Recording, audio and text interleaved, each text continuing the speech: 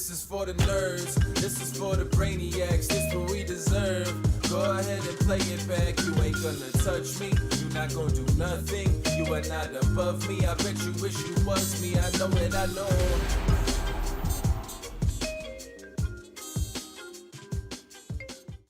What's up, everybody? Welcome back to another episode of the Only Friends podcast. We are joined today by the one and only Andre Hankshua. Welcome back, young man. Welcome.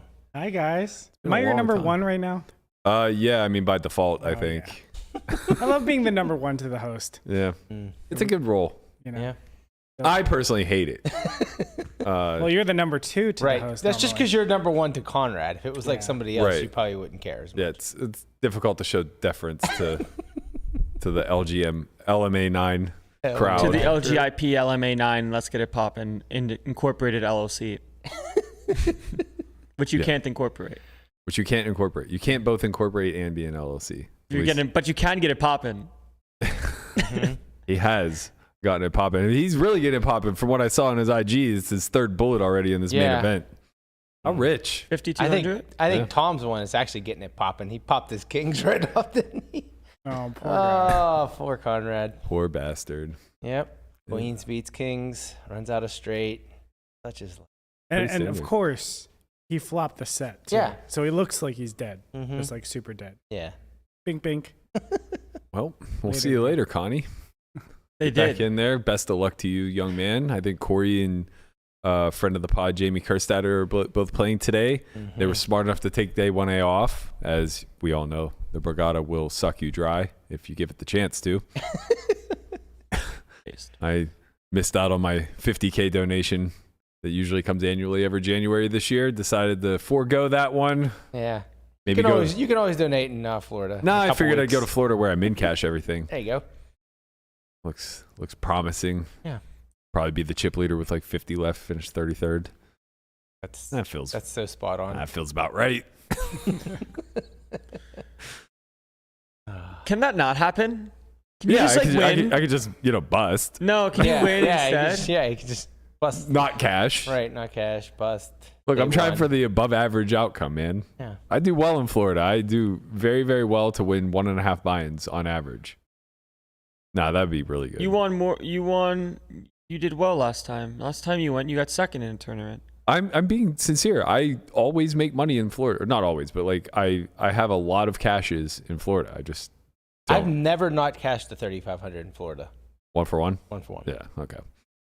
That's how sample size works. That was when you were backing me. Brandon and Wow. I both cashed. Remember that? Yeah, that was a long time ago. That was the last bit of hope that I had for you two. Yep, yeah. You were just like, oh man, maybe I can get my money back. And then now we both like practically made cash. Yeah, then we went to the Brigada and collectively lost 100,000. A tortoise never changes his shell. No, he doesn't. Artis, you thinking about getting those streets? I'm playing streets? the 3,500. Oh, yeah. Yeah. Have you budgeted, or are you planning on saddying? I budgeted. I think And by budget, I mean who wants to take a picture? Right. we have a song for this. We have tortoise in the main. It's the tortoise in the main. He brings the pain. It's the tortoise in the main. We're in the car. We're in the car coming back. We're in the car coming back from. It was from the satellite for the WPT 10K. Trying to get the tortoise in the main. Yeah, and we started creating the tortoise in the main song. It was by we, I mean mostly me, and then Brian was driving. The tortoise didn't get into WPT main. He did not get in, but you're getting in the Florida main. Getting in the Florida main. In the main. Whether I have to buy all myself or not. Are you still going to play all the saddies? I don't know. See how much time there is. I might. Yeah. I don't know. The main caches go insane. It's the tortoise in the main. Then you start opening up and dancing. The saddles will probably be pretty good. So seems like something to jump into. Unless they have like another prelim that's better. We'll see. Look, Gotta really take a look at that schedule. I have good faith in the tortoise. I don't know much about your play, but It's really good. I do know It's a really that good. you let Guapo know your win rate on WSOP, Yeah, it's pretty good. and I tried guessing it, and I was way under. Yeah, it's a little skewed for a few different reasons, but still good. Yeah. Yeah, like I mean, like if you go to Pro Poker Labs, it says like my ROI is like 135. Yeah, it's really funny. You I- understand that You're gonna includes, break Landon. that includes the 10K main event seat I won for $80, and it also doesn't include, like, I play a lot of like the rebuys on there, and I think it only counts them as like You know what? one, like not the rebuy or the add-on. if you pay for the subscription, there's actually a feature where it will track all of your reentries as well. Really? Yeah. Maybe It's worth funny getting. that you call it Pro Poker Labs because I too Pro also Poker Labs. That's what it's called. it's Poker Pro Labs.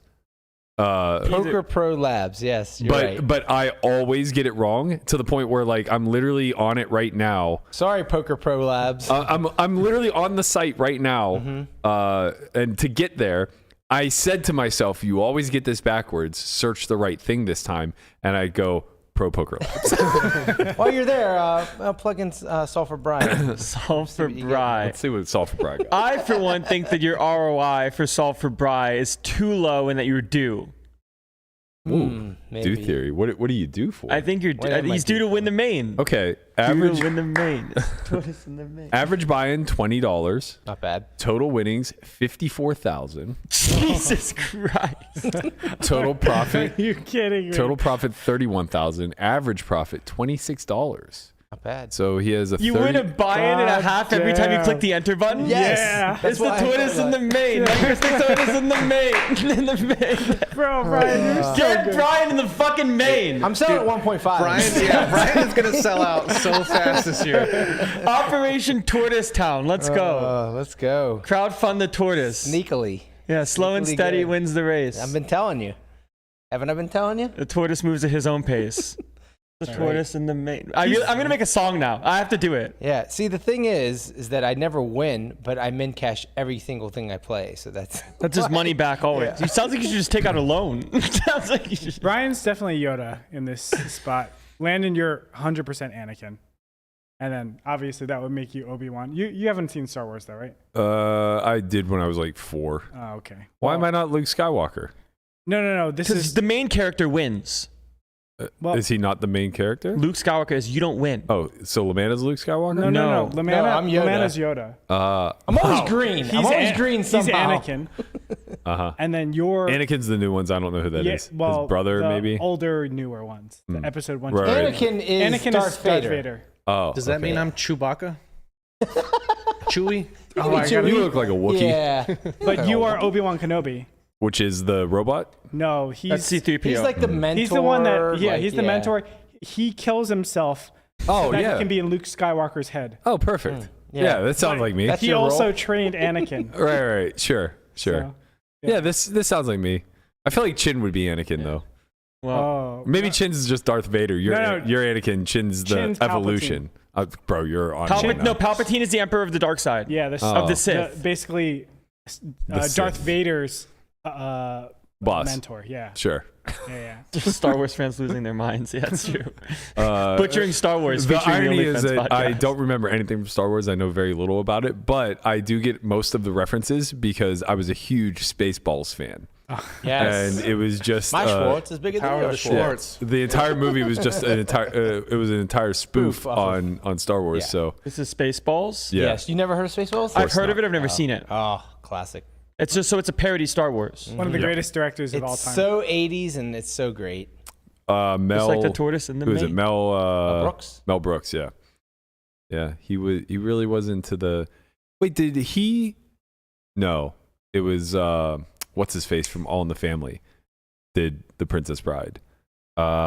Yes. Meathead. Come on, Meathead from All in the Family. Oh, He's the director now. yeah. Reiner. Right? Yeah, Reiner. yeah. Rob Reiner. Rob Reiner. Yeah. He did Princess Bride. He did. Yeah.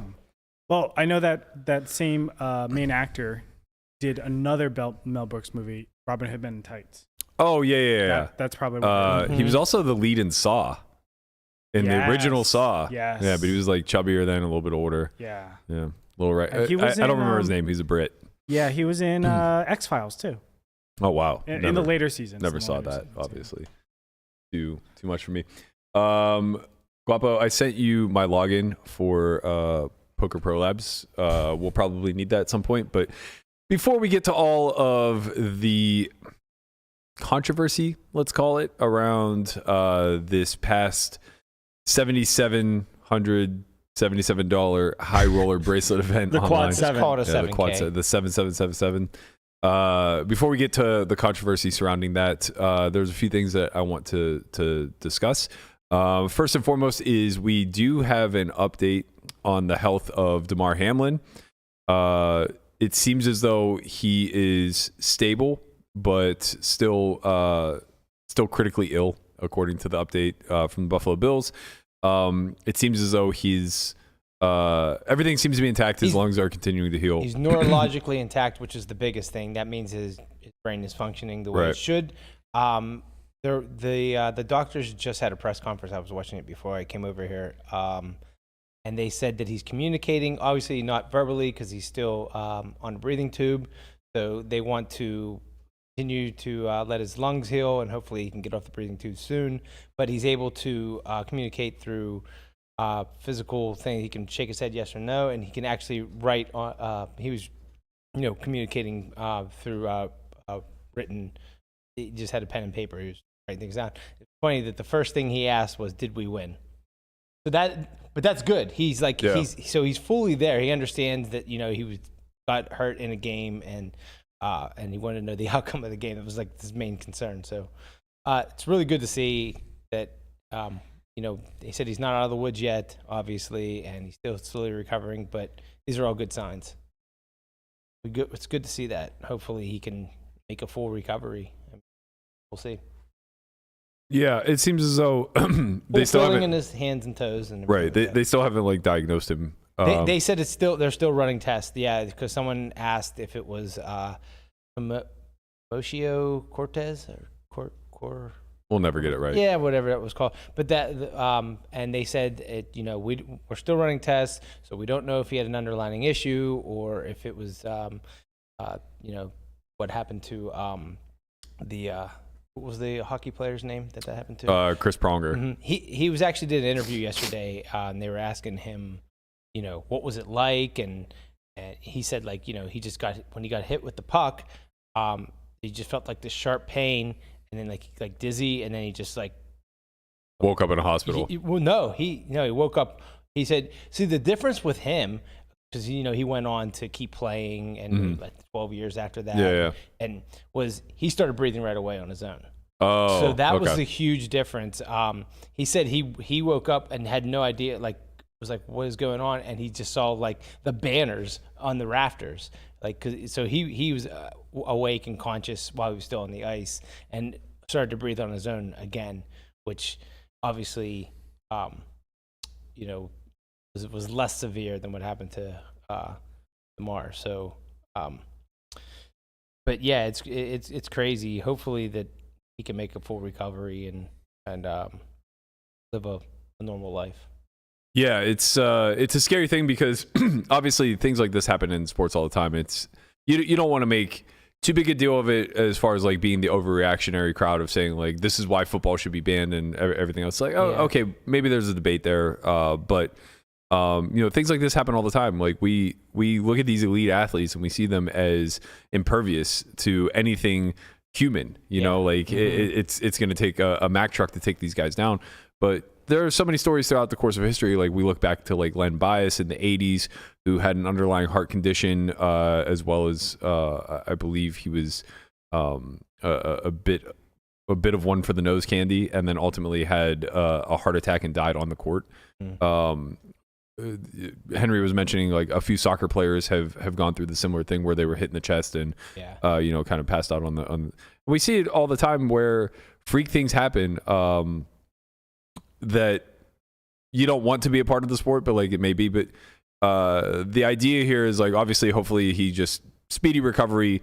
Everything ends up working out well. We don't care if he plays football again or not. Right. Obviously, you want him to live a normal life. Right. But as a Steeler fan, this happened to Ryan Shazier, where he was paralyzed on the field for a short period of time. Also it happened in Cincinnati. Yeah. It happened to Shannon Sharp also, or not Shannon Sharp, Sterling Sharp. Sterling Sharp.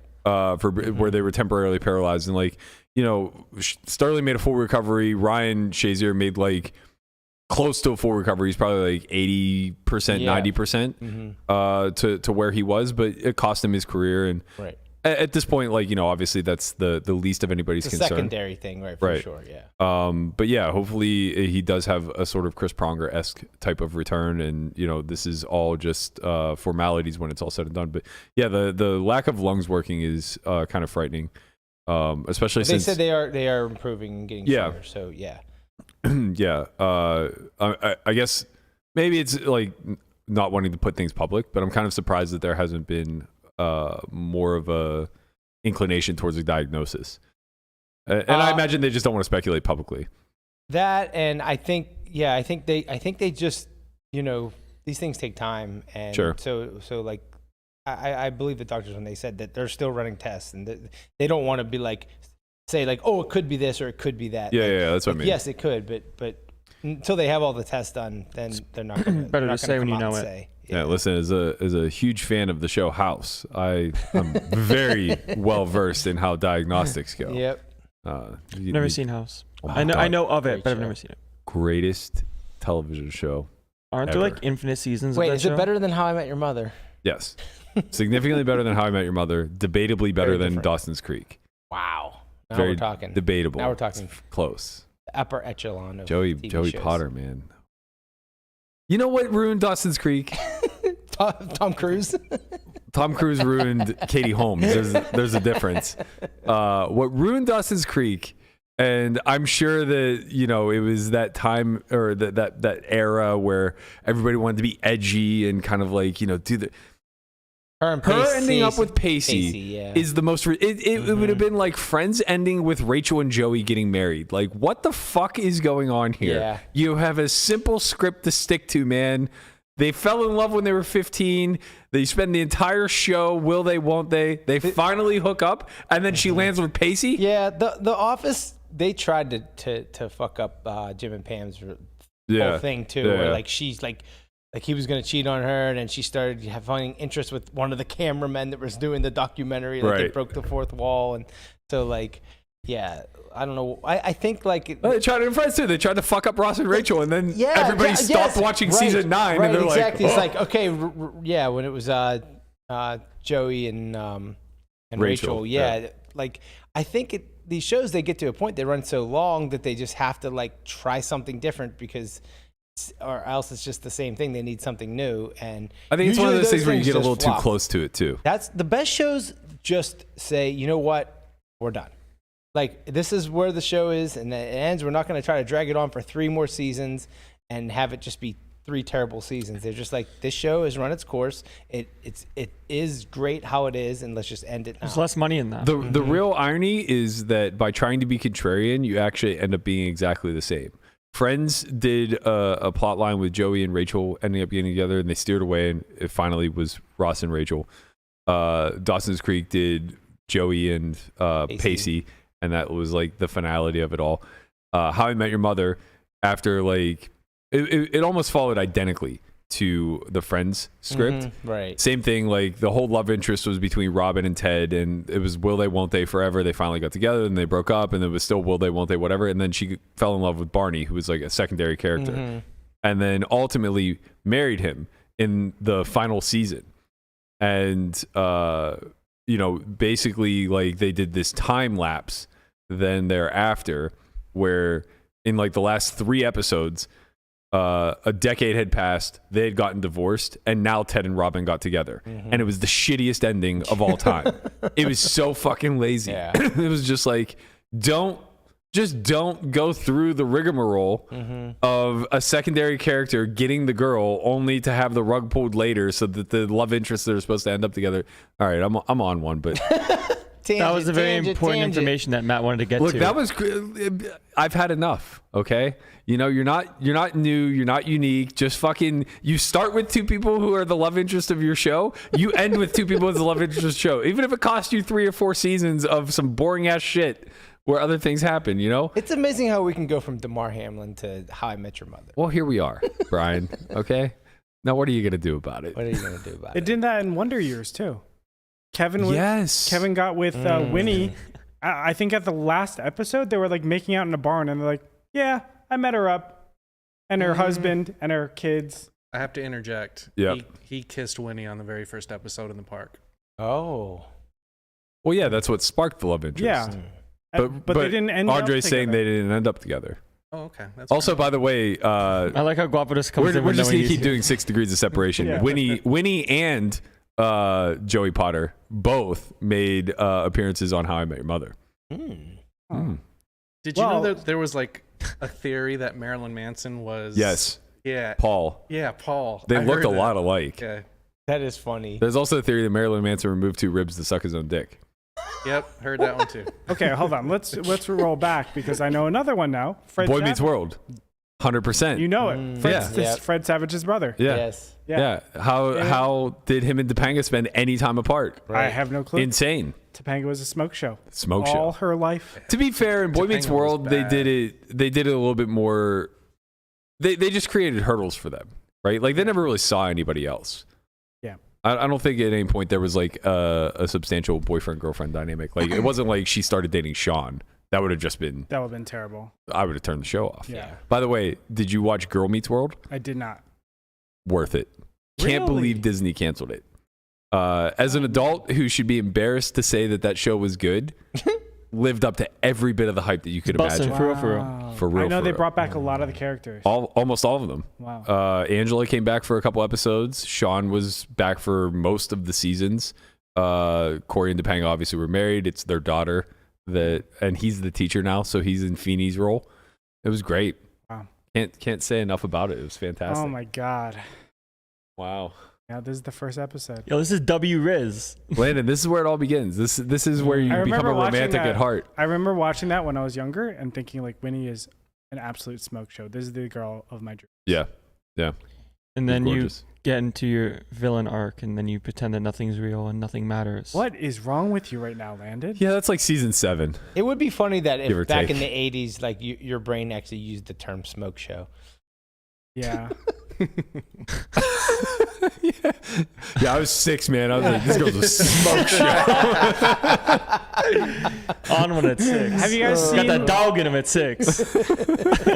Have you guys seen that like when Wonder Years came out or that 70s show came out, if we did a show right now, it'd be like that 2000s show or whatever? Yeah, I was. Yeah. Crazy. I saw a Wait But Why post that. Yes, I saw the same one. That tried to show you how dating works, like as far as like backdating goes, and he said that there were a few. I'm gonna get a lot of these wrong, but basically, like kids now see the 90s the way we saw the 70s.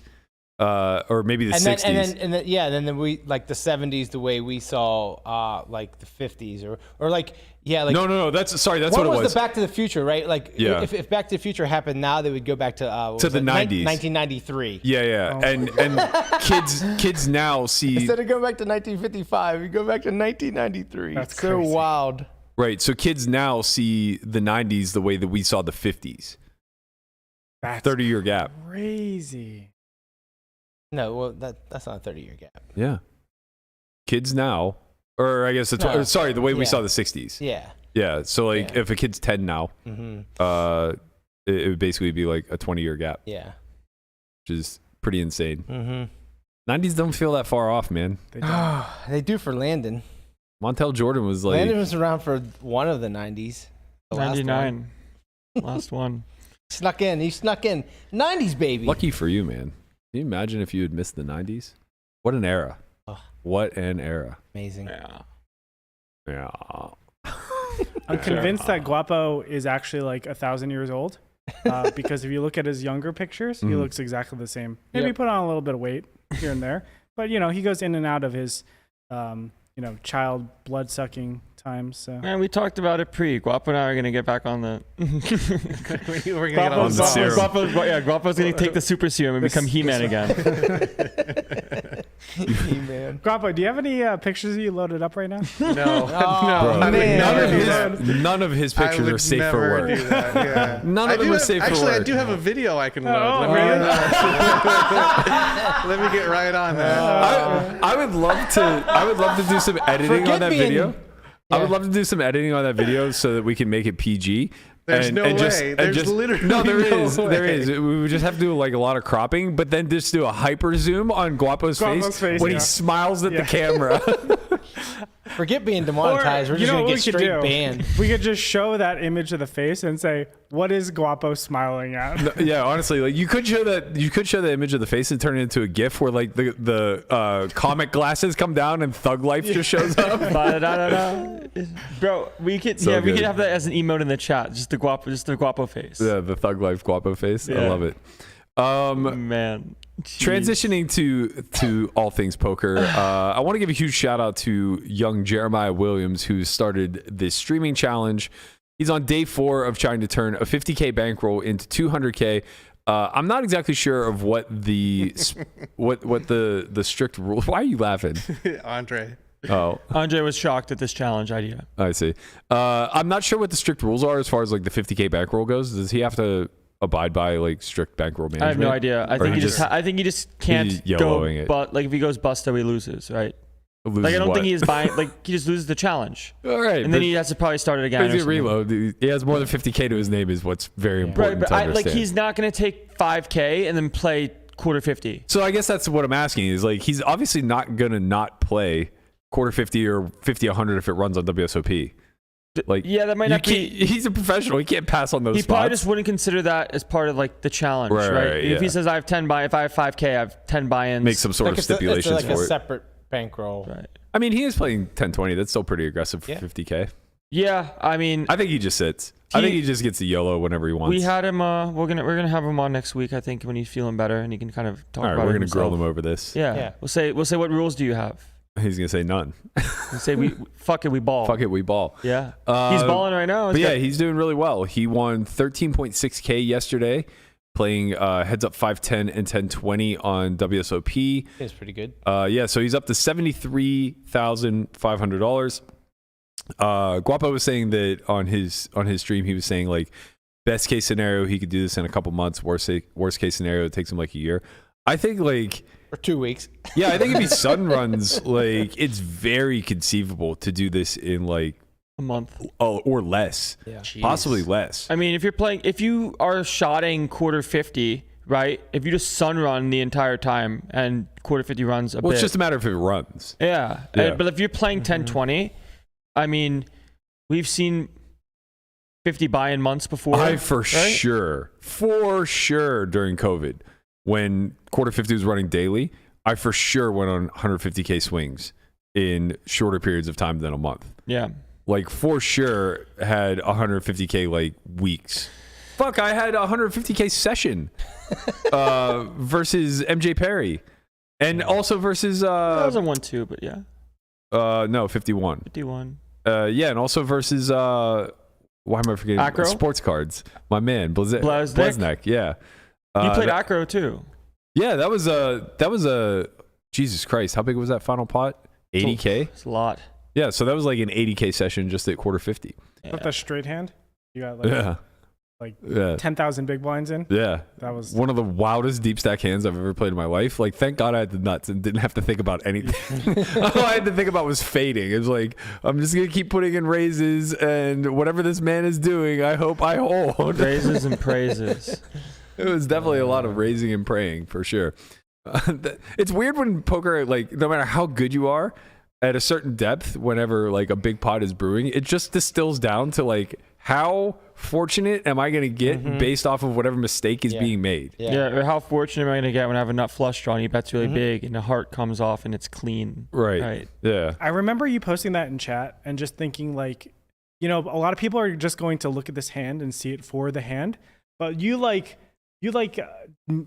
fertilize this land to get to this point. Bro, we played heads up for 16 hours. Oh my It was God. 6 o'clock in the morning. I can't even explain what my feeling was after this hand other than relief. Like, I was just so relieved to see him click the sit out button and know that I was just like done. Because, you know, while it's going on, it's like there are points where you're battling falling asleep. Like, you're in between hands and you're kind of nodding off and like waking yourself. It's not like you're fucking sharp at this point, you know? And now all of a sudden it's like you're in a single raise pot where you flop the nut straight. So there's literally 5 big blinds in the middle, and we are 1,000 big blinds effective. Right?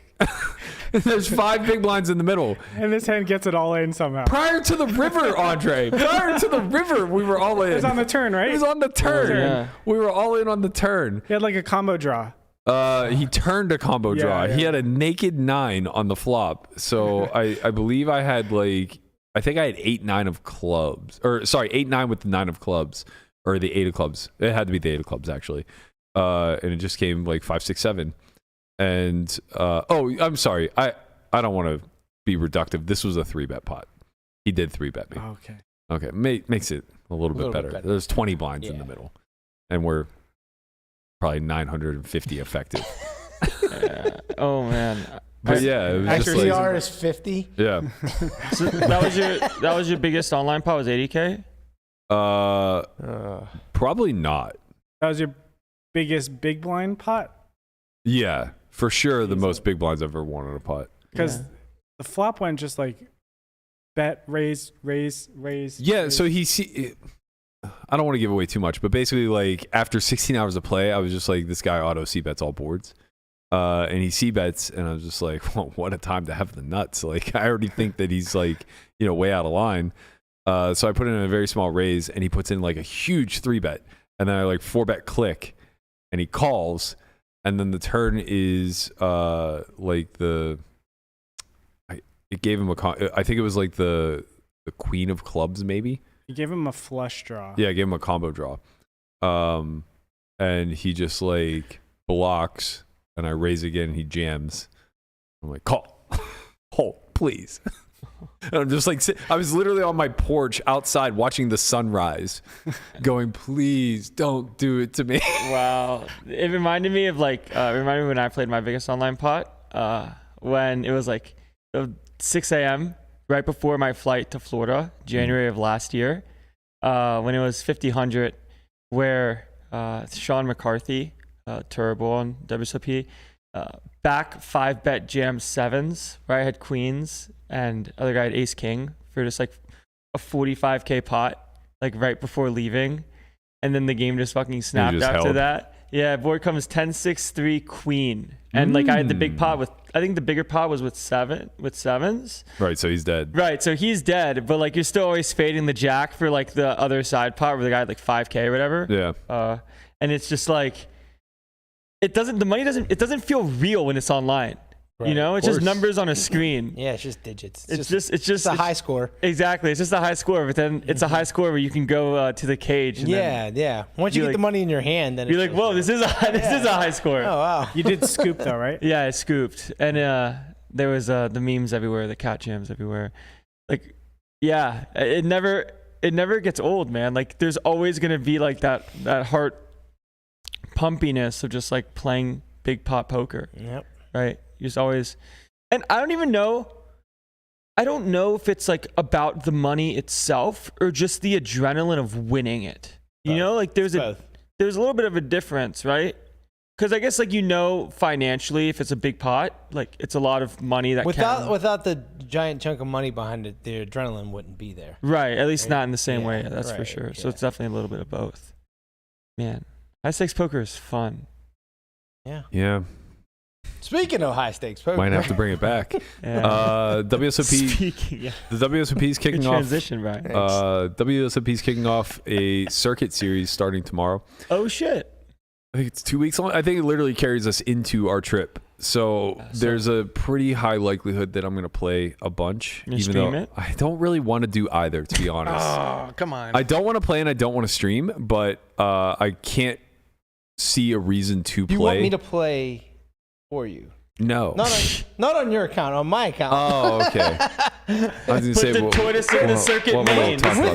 With your money. With your money. My money. Well, wow. What about that idea? You have Brian, back Brian, and Brian streams him playing circuit events on the site. No, it sounds awful. What are you talking about? You'll be rich at the end. Yeah.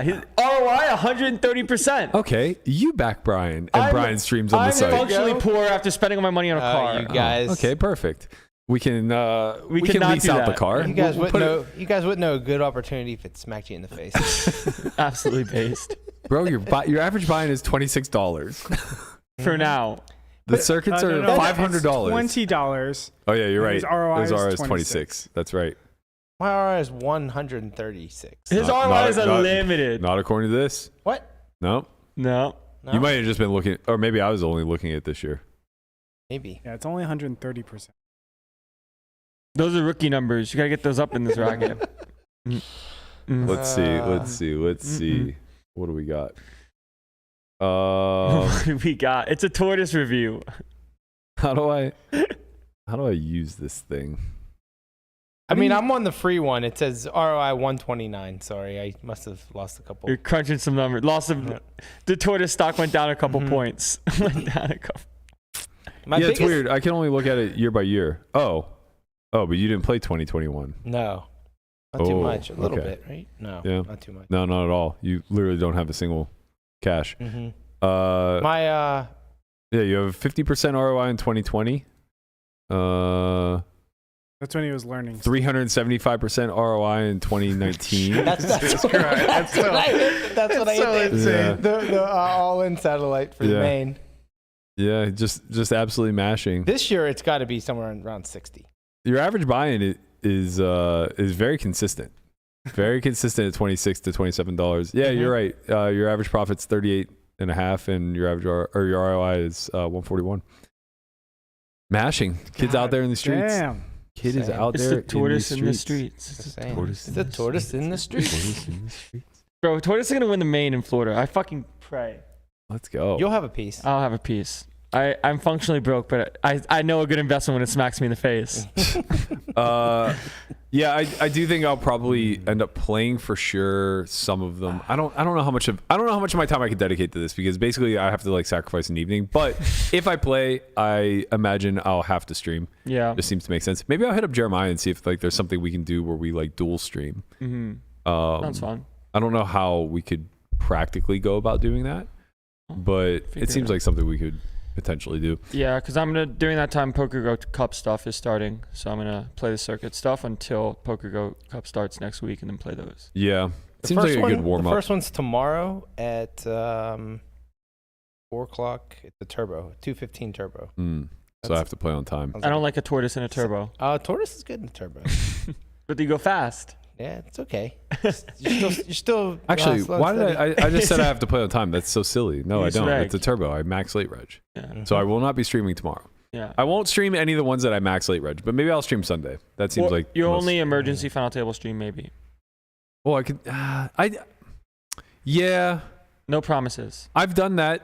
So I did that for the WSOP bracelet events, and it's fine. It just like doesn't get the same. It doesn't get the same build up and You don't engagement. see the character arc, yeah. Yeah, you don't get the same build up and engagement that you would if you had been streaming from like an hour out. So maybe I'll just like stream everything when I cash. The Sunday one's good. The Sunday is a 100K. This is the tortoise event. It's the monster stack. Monster stack, yeah. Monster Stack Super Turbo. 100K. No super turbo. 45-minute levels. Sure. 12-minute levels. 20K starting stack. That's I want to have a tournament be called the Tortoise Stack. Or Danielle, we'll talk to get on Danielle. it. I know. Yeah. I want to have a Tortoise Stack tournament. Where you get like 3 million in chips. That's a lot of chips. Jeez. Big blind is 100, 100. 10, 20. The most important thing about a tortoise approved tournament is that there can be absolutely no late reg. You have to start on time. Yeah, you have to painfully go It's through. a freeze out Like- where you start on time. For what it's worth, I max late reg everything. Doesn't matter. Doesn't Yeah. matter. It does not- If it it's do a not tortoise matter. Well, event, that's not true. The freeze outs, I start pretty on time. I max late reg the rebuys. sure. Because, I but- don't want to be in for too many buy-ins. Right. Well, if it's tortoise approved, you have to be there for the entirety of it. So it's like, you get 100,000 in starting chips. Blind start at 5.5. and everybody has to be there Yeah, on why time. is the small blind got to be so big? How about 2.5, 5? I don't know how to play these you have double to take blinds. scissors and cut your chips in half.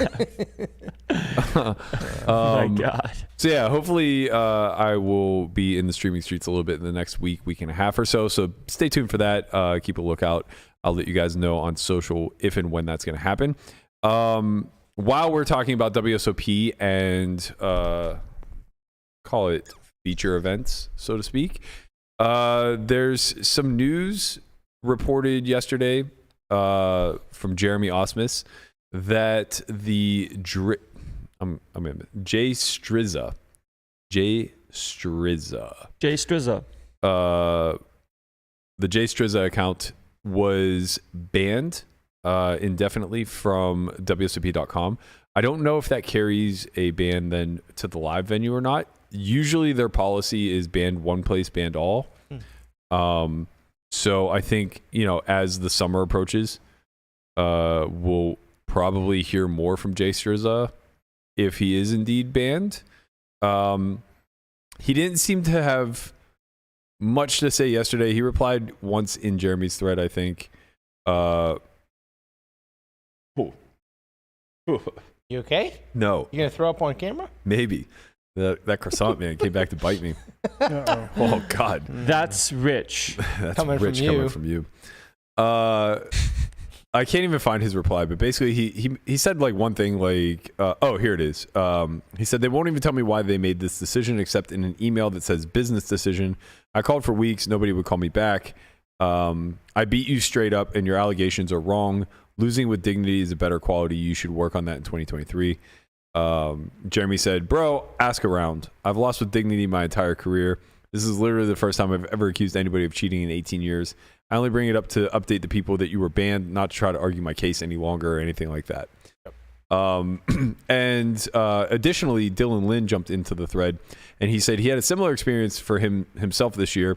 Found out the player who won the 3200 bracelet event the fall of 2021 turned themselves and another account user in for cheating this event. Was told they can't discuss any actions, no money or bracelets awarded to those affected. He said the person supposedly turned themselves in this past summer. Same situation happened in the very next event. The 777 that I also final tabled was a different account played by the same player. That account owner did not turn themselves in. So a lot of allegations getting thrown around, and I guess I can impart my, I don't know if wisdom is the right word, but my knowledge on this situation as far as like just being in the high stakes community and knowing what tends to take place in these fields. Generally, I think that it's on the up and up. But those of us who like play high stakes and grind relatively frequently, we know all the names. Like every one of us has a database of all the regulars on the site and who's who, things of that nature. So when new accounts pop up, specifically during feature events, we all take note. Now, the WSOP is a particularly, like the summer WSOP is a particularly tough time because there are a lot of people who are in town that otherwise don't have access to Nevada or New Jersey gaming and make an account strictly to play these bracelet events, right? So it's not that shocking to see a random European just kind of show up. Like this past summer, like Clicker just started showing up in the pools. And obviously his name on there is not Clicker. So. His name is Landon's mom. Okay, well, you're going to throw it out there. We're going to talk about it. His name is Landon's mom. Hi, Mom, if you're watching, I love Which you. Landon do you think he's talking about? I'm sure there's other Landons who have moms out there. Sure. There are. Probably all of them. I think I know who he's talking about, though, but that's okay. His name is actually Marnie. That'd be really good. I love you, Mom. We all love Marnie Tice. So, there are going to be good players who appear with screen names that we don't recognize or whatever, and it's up to us to do our due diligence to try to figure things out. But we always do take pause for concern whenever an unknown count runs deep. There was a point where I think Charlie Hook won one of the high rollers, and he was playing on an account name. It was his account, but like he was playing on a name that nobody recognized. And nobody really knew it was Charlie. And, everybody was like, this recreational seems to be like showing up and winning. What the fuck is going on? Going through due diligence, we found out it was him. Unlikely that anything suspicious was going on. Right. Everything's fine. Okay, great. Now we move forward to like this Jay Strauss thing. Sorry, that's not even his name, is it? No. JStrizza. What's his real name? Jared Strauss. Jared Strauss. Yeah. Okay. He could be a J. Yeah. Sure. Nickname for Jared's Well, J. you did J. Dot. Yeah. Okay. J. There we go. Strauss. Thanks, Andre. That's why you're my number one, man. Gotcha. My guy right there. So the thing with this account is that he did have a past history of having played on WSOP, and it's kind of erratic. So I'm looking back now at the past. Well, I set it to 100, but he didn't even play 100 tournaments in 2022. So it's more like the past 30 events that he played in 2022. And it does align with somebody who would play high buy-ins. Like, he played all of the Bracelet events, or most of the Bracelet events. Fired a bunch of the flip and goes. Some $30 blast, which is a little strange, I guess. But, I mean, maybe the guy just enjoys a gamble. He's blasting. The issue is that, like, it's very erratic, okay? So, like, it's not enough to point to say, like, something isn't right here. But it's like he's playing a $5,000, a $5,300 Hold'em freeze out, right? And then, like, a few days later, he plays the 12.5K Turbo Deep Stack $27 tournament with the Tortoise. Okay. I mean, it's okay. Fine. That's not that suspicious, I guess. Like, maybe he was just drunk and wanting to fuck around. But then in August, he plays the $18, $1,250 guaranteed daily freeze out, which is too small of a buy-in for even Tortoise. No, I love that tournament. Come on, you don't play that tournament. Which one? It's a $1,250 guarantee. Oh, no, I don't play that one. Of course not. Oh, wait, the $5 freeze out? Yeah. No. It's $20. The $20 freeze out? Yeah. I play it every day. Okay. Apologies. Not every day, but I play it. It starts at 2:15. Well, max late rate is 2:15. Bro, it's a Sometimes I don't get home in time. I don't play that tournament. No, but it starts at max late like 2:30. Yeah. But I don't play that one though. It's a free $50 for you. I literally cash that thing like 60% of the Sure. time and probably I mean, table it like. I've never heard of that tournament before in my life. Whatever. Like, he could just it's be. It's a $2,500 guarantee now. Okay. No one's throwing shade at you, man. See, get the Tortoise in the main. He knows the stack structures. Yeah, he knows the fucking structures. Get him in. Get me in the $20 Like, main. my thing is that, like, it's not that suspicious to play, like, some small buy-in stuff. Like, maybe he's working on stuff. He claimed that he went and got a one-on-one coach, and albeit he said that happened in 2021. But on August 12th, he won the $15 rebuy for $700, and then 5 days later, so he doesn't play for 5 days, and then gets back on 5 days later, and he wins the $30. Or sorry, he doesn't win it. He gets fifth in the $30 Turbo Deep Stack for $1,000. Yeah. Play that one too. And then doesn't play again until September, when the Bracelet events come to be. It's like, okay, if you're recreational, I guess, like, this makes some sense to me. Yeah. If you're trying out RTA, this makes a lot of sense to me. Well, real quick, Right? just so like I can kind of maybe like, obviously not taking sides here. When I first came to Vegas for the online series, Yeah. like when COVID had the first online series, I remember my first tournament was a 2K 6 Max online. And this is when I recently first started playing tournaments. Sure. But I was a 6 Max player. And I did not know very much about tournaments. Same time, I also pulled up a $5 freeze out. Like, I played a lot of very small things just to kind of get stack depth, stack sizes. The important notion there is you played a lot. Yes. He's playing almost nothing. Okay. There's like weeks in between tournaments. So like on the 12th, he grinded exactly 2 tournaments, a $20 buy-in and a $15 buy-in. On the 17th, he played 1 tournament, a $30 buy-in. And then a month later, he's playing a 400, a 1K, a 600, a 2,500, a 1,500, a 500, a 1,500, an 8K, or a 7,700, whatever you want to call it, and then a 2K. I mean, it could to take the other side. I mean, he could literally just, maybe he found backing, or maybe he came into a windfall, and then he wanted to play bigger because he likes to gamble a lot. Well, I mean, there are explanations. Yeah, like, the thing before this, though, is 1 week prior to playing these small events, he played a 1K, a 7,700, a bunch of flip and goes, and then again, the random like $30 deep stack turbo is just like in the middle of it all. So it's like it's a precursor to him playing bigger buy-ins for some reason. I don't know. I'm not even speculating that he cheated. Like I'm just saying it looks odd to me. Yeah, there's incredible dissonance. Right, because there's also at the same time when the $30 and the $20 and the smaller stuff is happening, there's still also bigger stuff running on the site. Correct. Like there's still 500s, like Tuesday That's showdowns, not being played. Thursday. He's also, I think he's done some of this stuff live too. Like he plays like the $60 like South Point tournament, but then he also plays like, like $1,600 tournaments and. Okay, stuff so like that's worth bringing up. So if we go to his response, and this is way back in October when he was accused. He says, "Hi Twitter world. So a lot of you people have heard my name by now. I'm Jared Strauss, and I have some things to say. I recently won event 24, the $7,700 high roller. You may not have heard of me before because I don't play often in-person high roller events. I have played a handful of this exact online high roller though, as well as other buy-ins over 3K. So it's not my first rodeo. And yes, this WSOP online final table. And yes, also WSOP online final table not too far back. Let's get that clear first of all. I got beat up this past summer during the WSOP.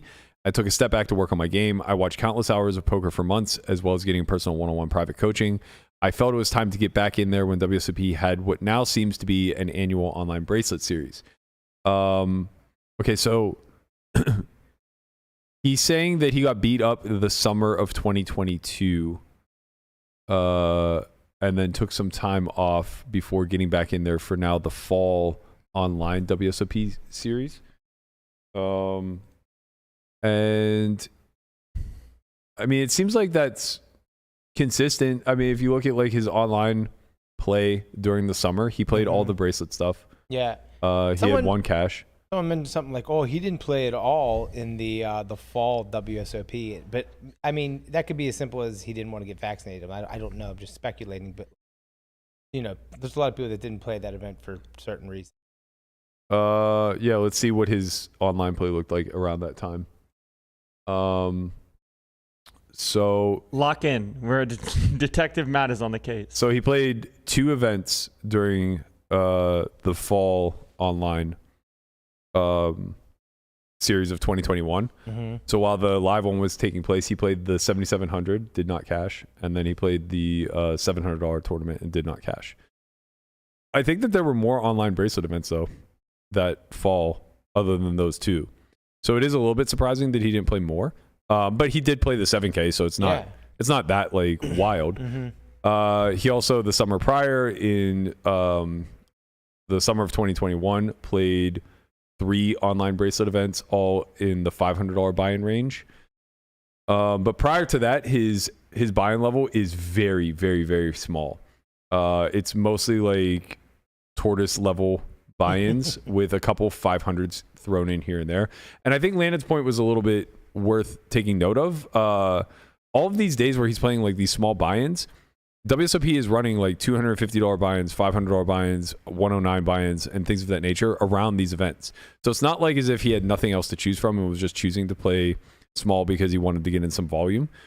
He was very clearly, specifically playing small. Whatever the reason was, who knows? Right. I mean, there's a million things I could speculate. Right. But I want to kind of stick to what we actually do know to be true. So that's kind of just a quick rundown of the history of his play. I don't even know if Guapo showed any of this, but I'm pulling this from I'm pulling this from Poker Pro Labs. If you sign in or whatever, you can go year by year and you can see like the last 50 to 100 tournaments that he played, whatever. So going back to his thread, he said after making a deep run. Yeah. After making a deep run in the GG series main event and having other caches, I felt super confident and continued to the WSOP.com series. I'm not going to say anything about that. Like, I don't know how he got on GG and I don't care. On top of that, it was my birthday. I couldn't ask for a better gift than a win. It was the most surreal feeling I had in my entire life. That's what happens. I wake up the next morning to see that Jermey Ausmus is alluding that I must have cheated, used RTA, or that my account was ghosted. Nonetheless, by people I've never even spoken a word to. Because why? He's never heard of me? ? Firstly, I'm not a big social media guy. Okay, so this is just going to kind of be like why we've never heard of him, which is what it is. He doesn't have to like defend himself in that Also, regard. if you're hearing static, that's rain. It's absolutely pouring in Vegas right now. Oh yeah. Wow, I was crazy. like, why is there static coming through the headphones? But it's just rain. So he says the next day I played event number 25, a 2K buy-in, and continued my heater, finishing 13th. I actually went deep in that event with him, and I recall having him to my right, and I was talking to Brewer the entire time because we were basically trying to figure out the validity of if he was or was not being ghosted. I didn't get to play with him long enough to really make a good assumption, but I remember noting early in the event that he kind of played shitty. Like he was doing some things that like you wouldn't expect a good high roller player to do early on in the event. And then I think we got seated again later and he seemed to be playing relatively well, but you know, it's tough to make too much of an assumption there because it's like early in the event you're hundreds of blinds deep and limping is pimping. Yeah, people do some shit, you know, but later in the event, you know, you're 30 effective and it's like, okay, he finds proper shoves and whatever, like he's competent. That's not really all that shocking.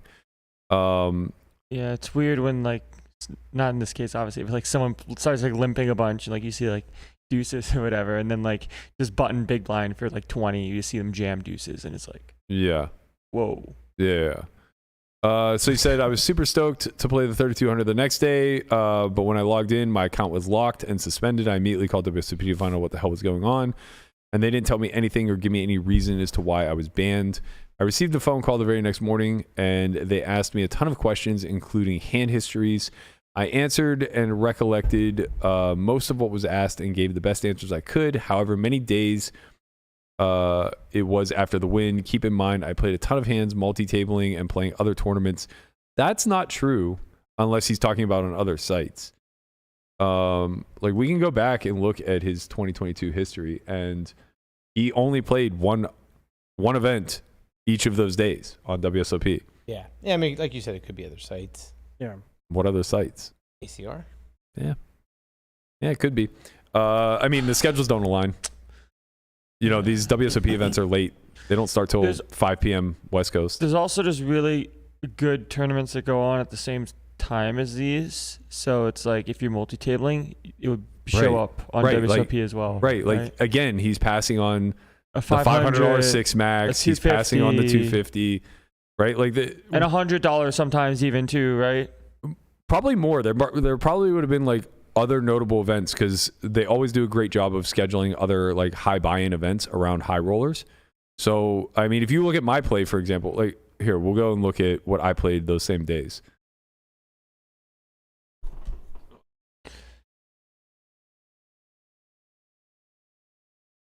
And, you know, bear in mind, I also usually skip like the 250 because I'm just over it.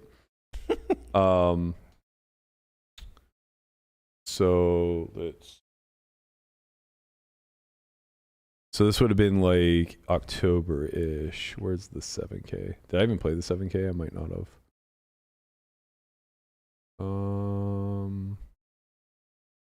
Just to go on a small tangent here, Burke. Yep. I think there's a common thread here in StarCraft growing up.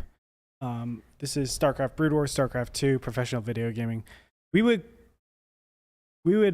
bump into a lot of hackers on ladder, and we would like intuit that people are hacking while that's happening. Mm-hmm. A lot of times there was a dissonance, like we're all seeing, of the fundamental mechanics of what they're doing. So there are a couple different types of hacks that you could use, but the obvious one is going to be a map hack. So I'm trying to, bring some units across, and then they intercept me perfectly. It's supposed to be a surprise attack. They're not surprised at all. There's units a little bit ready, but there are these small little details that in their mechanics that stops them from being a professional player. Because if you think, I can see the whole map, I can see everything, your movement, etc., you should be able to keep up with everybody. But it's where they're able to expand at the right times. It's what their build order, it's what they're choosing to do on a higher level. Like, why are you going these units in particular? Why are you constructing your base in this fashion? Because it's just so inefficient if you're trying to just execute everything at a very fast time. And I think that's what we're seeing here. where it's a breakdown of like several mechanics of choosing the right tournaments, or what you're saying early in tournaments. I know people can fuck around, but there's a lot of dissonance here with this guy. Yeah, I mean, doesn't make sense. The real thing is that like there just seem to be a lot of inconsistencies here that I struggle with. So like on that same day as the 7K, that's the only event that I played. There probably wasn't much else going on. It was a Monday. But on Tuesday, I played the 2K that, he got 13th in. I got 6th in it. As well as the Tuesday Showdown. And the only reason I didn't play anything else is because I was running deep in this. So it's like there were still 2 or 3 other options that you could have played, whatever. Again, like I'm not insinuating that this points to cheating. I'm just saying, like, kind of to Andre's point, there are certain inconsistencies that don't align with the story that's being told. Mm-hmm. The story that's being told is I'm a grinder. You may not know who I am, but like I've put in the work and this isn't a shocking result type of thing. But then whenever we look and double check the notes, like that doesn't seem to be the case at all, unless it's like taking place somewhere completely else. Like maybe he's playing on GG, maybe. But again, like now if whatever, I don't even want to get into the VPNing aspect of it because I don't think there's anything unethical about it. So I don't want to move the goalpost of this conversation. This thread gets long and a little bit long-winded, but basically he just goes on to kind of like pat himself on the back as far as how the tournament went out. So, he got blessed with the deck holding in a spot where he had aces in huge pots, yada, yada, yada. From the beginning, after getting a hold of the chip lead, I never looked back, almost going wire to wire with a little setback at the final table. Not to mention Jermey Ausmus bluffing away all of his chips to me heads up. Another thing I would love to clear up. Stop bluffing, Jeremy. That's why you got second.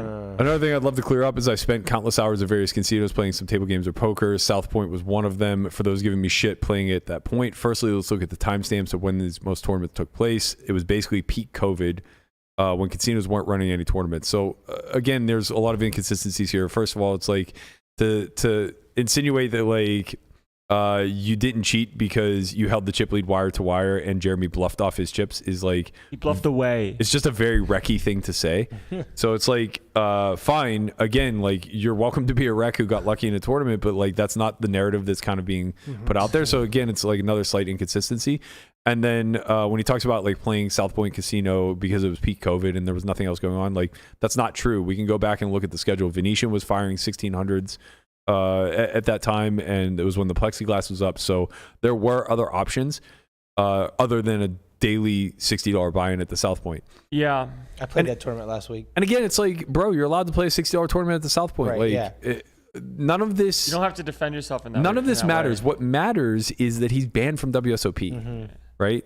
So I'm giving all of these details basically to paint a picture of like, is it possible that WSOP unjustly banned somebody based off of a speculative accusation from a well-known high roller? How many people do we know have been banned from WSOP? Not very many, right? Only ones that were pretty confident cheated. The account still might like be there. This is the first time I've heard of an account getting banned from WSOP. Right. There are many. Yeah, I think this is the biggest part of the story here is the fact that WSOP actually canceled someone as far as funds and their bracelet. Well, it happens. Well, no. He got the funds and the bracelet. Oh, I thought he didn't. He did. It's a logistical nightmare. So in regulated, it's very different than like what stars can do. Stars can just like take the money, redistribute it as they see fit. They have to go through the Nevada Gaming Commission and jump demonstrate all a ton of proof. Right. Exactly. So it's like the burden of proof falls on them at that point if they want to seize funds and redistribute, whereas they can just make a business decision if they feel like they have enough soft evidence that he probably cheated, but they can't necessarily quote unquote prove it. Yeah, I'm sure that the WSOP has their reasons, but I really wish they would give the public a little bit more information. Yeah, I agree. Or just, because it's like, okay, yeah, we banned him and we're not going to tell you why. And we're not going to tell him why either. Right.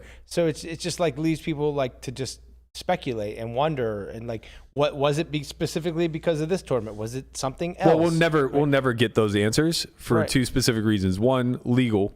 So there's a huge legality issue if they like say, we believe that you were ghosted, right? Well, that's just he said, she said. Right. They'll never be able to have the burden of proof is on them to actually demonstrate that he was ghosted if that is the case, It's right? like, how do you know? Show me. And they just can't, right? It's very similar to like the argument.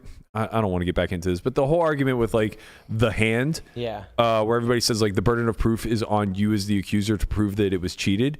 It's like, well, yeah, that's true, but like a lot of the methodologies of how it could have been cheated, like signaling or soft play or collusion or whatever, or like a marked deck, are all ways that we as the public will never be able to demonstrate that level of proof. But then it goes to like, well, okay, they can't prove it, but But they can still take you off the site. Yeah, they can still ban Yeah, because you. they're a private entity. Oh, I'm not saying where they have the right to do it, but I'm saying just like, well, we can't prove anything. Like they don't have enough evidence to prove it, but yet they're still going to go ahead and ban him.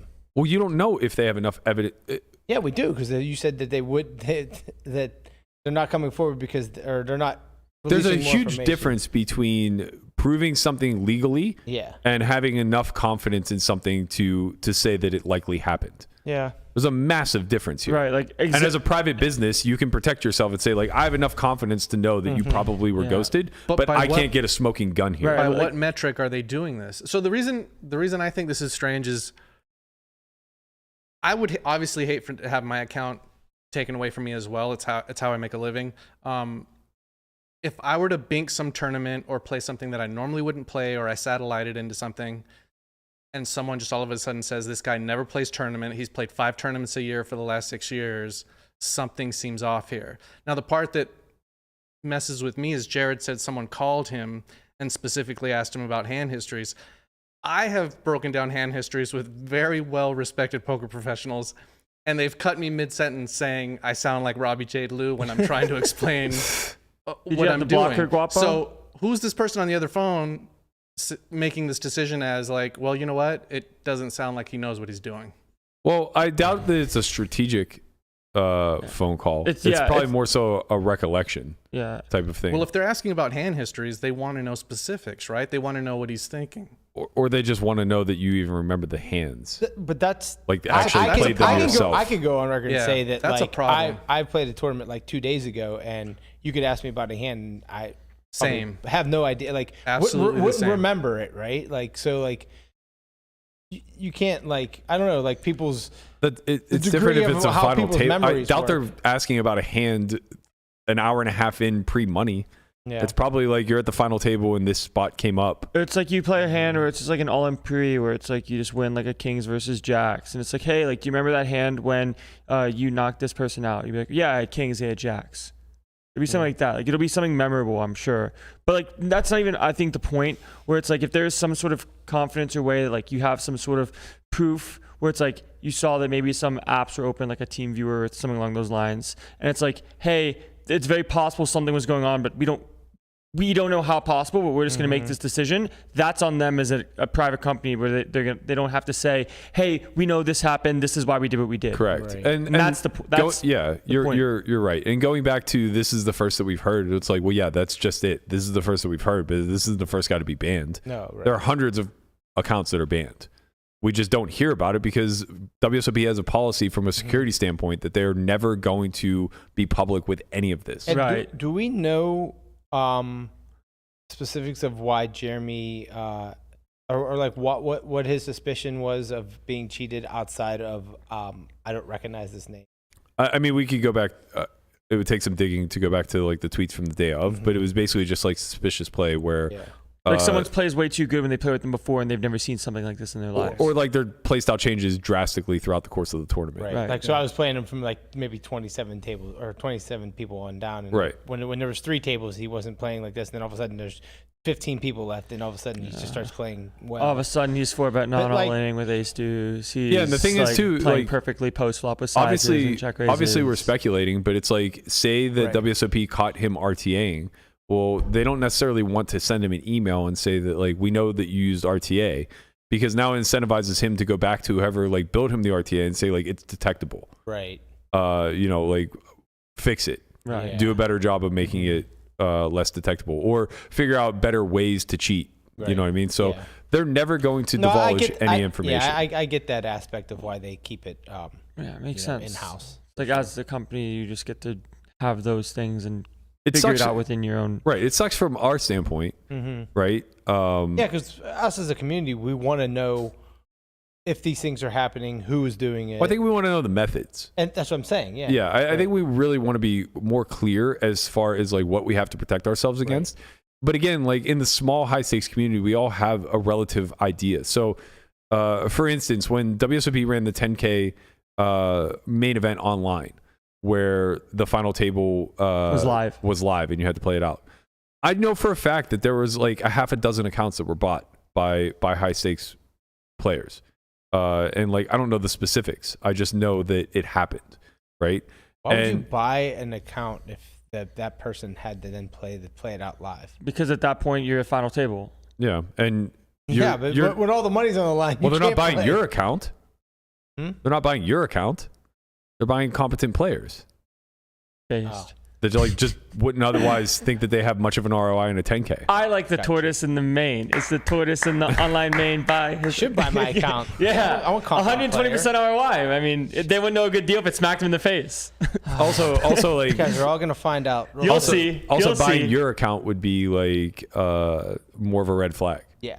Right. So you just find like some mid-stake grinder who otherwise wouldn't play a 10K, and you give them like a small free roll plus an amount, you know, like I'll plus give you equity of the final table or whatever. Yeah, that's what I'm saying, a small free roll. So you say like, I'll give you like X% and a few $100s, and let's get on a Skype call, and I'll tell you what to do every single decision along the way. And then they just do that at scale. You know, they just run a dozen accounts in the event that only has 150 runners. Yeah, and it's like one of them makes the final table, and you just smash the ROI. So it's one method that we're all hyper aware of, and we try to be as diligent as possible in policing it. The other is obviously like, you know, we think for a long time that there was a fair amount of RTA being run. To what degree it was being run on WSOP, we don't know. And when we say fair amount, we're obviously talking about the most known accounts, right? A couple of people who we are certain have these devices, and to what degree they were scaling it, we don't know. Were they just the only ones using it? Maybe. Were they giving it to others? Who knows? Right? Like, they were putting in pretty low volume, so it seems more probable that somebody else might have had access to it, but who knows? It's impossible to know.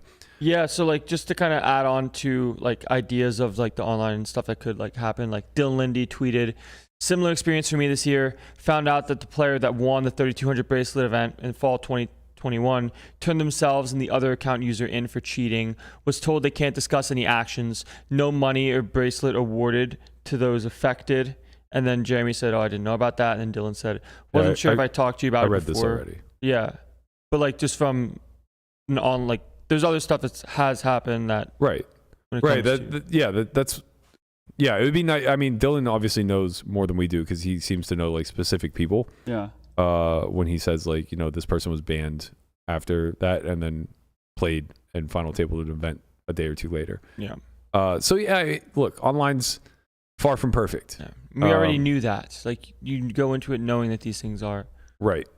Possible. And yeah, I mean, it comes down to like, I hate to say it, but it's like there's almost an onus on WSOP to stop running big buy-ins. Right? It's like, I hate to see them go away, but like there's a monthly 5K that we all jokingly play, knowing that we're probably getting fucked. Yeah. Because it's a 20 to 30 person. Like, I literally sweat the lobby and max late reg based off of how recognized. I'm looking for it to be more reg heavy, right? Like, I only want to play it when I know every single person in the field. Right. And the likelihood that they would be getting ghosted or RTAing. It's like, oh, okay, there's 22 people in this field. I think I'm losing to 19 of them, but the two that I think I'm beating, I'm certain aren't cheating. So let's go. Right.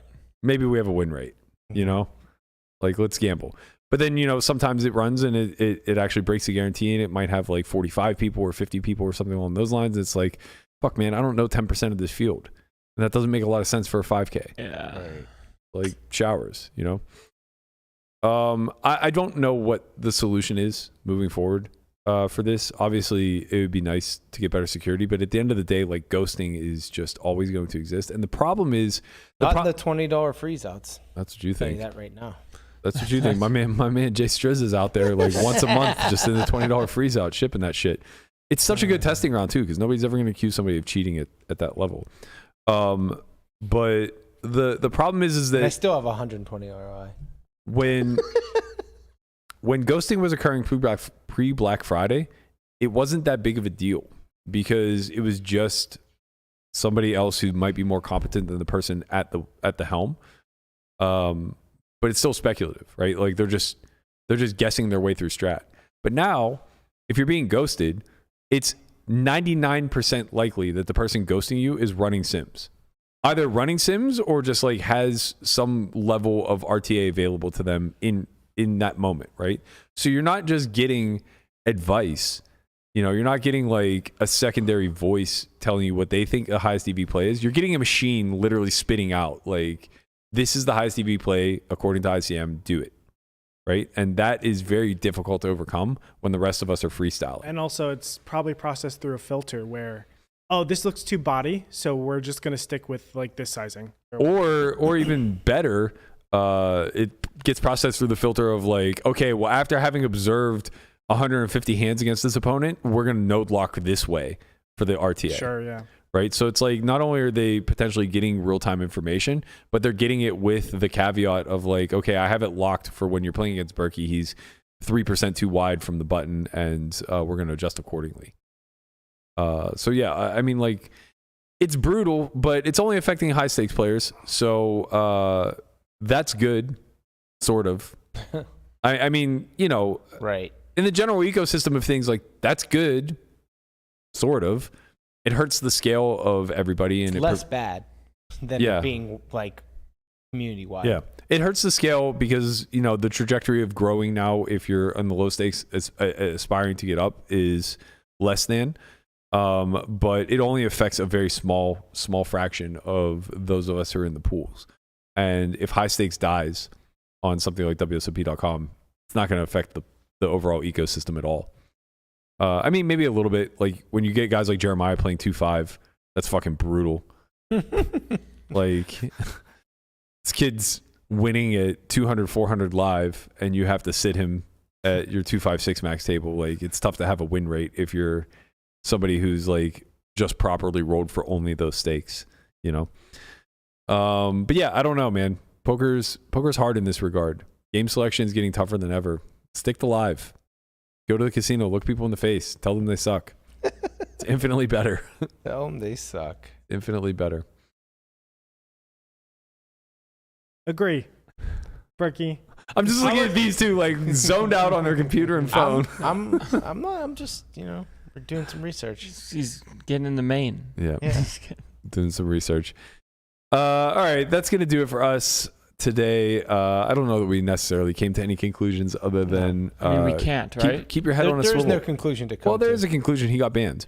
Yeah. I mean, the end all be all is he got banned, and the bigger discussion I think is like, what is the probability that WSOP unjustly banned him? I would guess very low. Yeah. I would think it's probably pretty low. I don't think that they're just going to hear a complaint from Ausmus and ban. I mean, here's the thing. Like, I've complained about people that I'm like very highly confident are cheating, but I don't have any smoking gun, and they're still playing. So, Sure. Like we all complained about Ali, and that account stayed open for ages. I also don't think that that's how WSOP operates, where it's like, this high-profile player says this, and they're like, "Okay, you're banned." They don't work that way. Yeah, I mean, the other thing too is like you can cross-check a lot of the things that he states as claim. So like when he says he got whacked during the WSOP summer, they can pull, like WSOP.com can certainly pull his play and see like how he did in the summer events. Yeah, it's like, did he actually get whacked? I don't know. Like, it's not for like, there's no open resource for us to know. We can't go to the Hendon Mob and see like, oh, he just bricked out like 30 events. But WSOP can look, and if like that doesn't align, then a lot of things don't add up. So yeah, I don't know. I'm glad to see things being policed. I hope for the sake of both WSOP and Jason that he actually was cheating, because it would be very, very, to Guapo's point, very unsettling to say the least if he's just like completely innocent and kind of getting a bad rap. The challenge is that like he'll always be able to claim that innocence, even if he is guilty, because we won't find a smoking gun for this type of thing. Right. I got a question for you guys before we actually close out the show. Would you actually have that? I know you're saying, oh, it's very bad, but would you rather have that type of error or the other error where you let cheaters go? We're tough, going man. back to the It's tough. I've always been of the mindset that I'd rather let a murderer walk free than an innocent man spend a day in jail. I think less harm is caused. But, I think I'm thinking that more from less from a practical mindset and more from a human. If we're talking aspect. about like the ecosystem of poker, what benefits more? It's close. It's close because it's similar to the conversation we were having with Henry the other day, where when you start to over police, you begin to ruin everything that makes the game beautiful. Sure. But again, like I'm not really an expert when it comes to how to clean up the online environment, because it's just sullied by technology, and there's nothing we can really do about that. We can just be aware that it's making it far, far more complicated to run games on the up and up, right? It's like I've sung the praises of regulated online poker for years, saying like if I was going to invest my money anywhere, it would be in a regulated site, not an unregulated one. But the lines are starting to get pretty fucking blurry between the security of an unregulated atmosphere versus regulated. Yeah. I don't necessarily know that I feel that much more confident in a regulated. Aside from my money, I know my money is safe, which is probably the most important thing to defer to at this point. But it's like whether I'm on GG or ACR or Stars or WSOP, whatever the case may be, it's like I know that some percentage of RTAing is getting through. It's just like how much of my win rate is actually getting sucked from it. And the sensitivity of those errors, like catching that or adjusting the percentage of like reducing the errors on both sides costs so much money. So much. And the lack of transparency that any of these sites have to the consumer allows them to skirt that cost, right? Like we just assume that it has to be hyper vigilant and secure, but it doesn't. You can just put on a face and just say like, look, man, I did a cost benefit analysis here, and it's going to cost us $300 million to keep up with the RTAs. Yeah. Alternatively, we can just save that money, and as each one gets kind of found out, we just deal with it and say that our detection is getting better. Right. Yeah. Well, that's why I was thinking it might be a lot more efficient for them to just start banning and, get a couple of innocent people that get banned, but still start banning like that because it's brutal, just though. Cheaper. I know it's brutal, but it's just cheaper that way. Yeah, it's just such a bad consumer experience. Like it would be then not worth it as like I would just stop playing WSOP.com altogether, period, because I wouldn't want to run the risk of getting banned from the live events. Right? So it's like suddenly I rip off a score and somebody calls it into question and their policy is just to like be quick to ban. Right. Now all of a sudden it's like, well, fuck me. I might have just cost myself like 7 or 8 figures in EV over my lifetime because I was playing a stupid small buy-in tournament online that was worth, a fraction of that.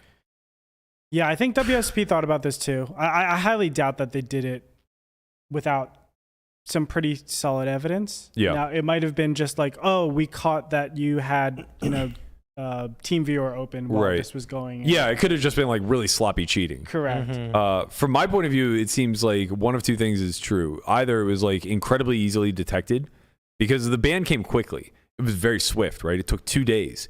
He couldn't play the third event or the second event thereafter, right? Yeah. So either it was really sloppy cheating and they were right on fucking top of it, or there was a lot of small indicators throughout the course of his account history that led them to believe something suspicious. The straw that broke the camel's back. That something suspicious was already going on.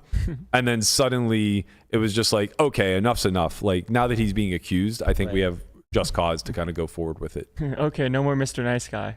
Yeah. He didn't do himself any favors getting 13th in the next event. Like, that's rich coming from you. Yeah. take a day off, mate. We got to keep finding ways to use all of them in the... Grow up. We have to find a way to use all of them in a podcast. All the things We got to should find that say. list again. Yeah. I know. All right, that's going to do it for us. We will be back tomorrow. We're 1 week out from our 200th episode. So next Thursday is going to be our big blowout 200th. I'm not sure yet what we're going to do. We're going to talk to the team about it today. I do have a pretty high degree of confidence that the majority of us will be here for that one. We might do some special guests, maybe have a couple special segments. We'll see. So be sure to stay tuned for that. If you haven't already, be sure to head to academy.solveforwhy.io if you're interested in getting a seat for the February Academy. March dates will be announced soon, so we still have 2 seats available for February 2nd through 5th. We're going to be announcing dates somewhere near the middle to end of March, probably starting next week. If you have any interest in that, head over to academy.solveforwhy.io, as I mentioned. Thank you guys so much for tuning in. We will be back with our final show of the week tomorrow. We'll see you all then. Peace.